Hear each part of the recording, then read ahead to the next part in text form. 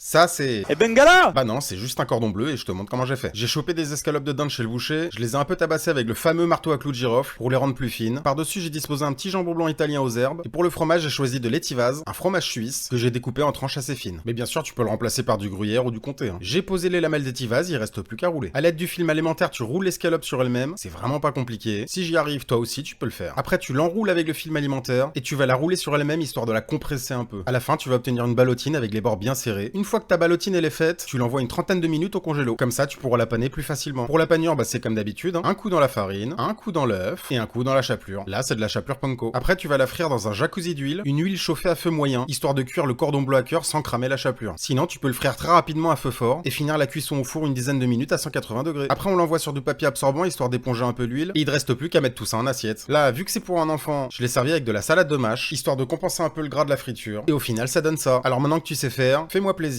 arrête d'acheter des cordons bleus et fais-les toi-même. Bonne app!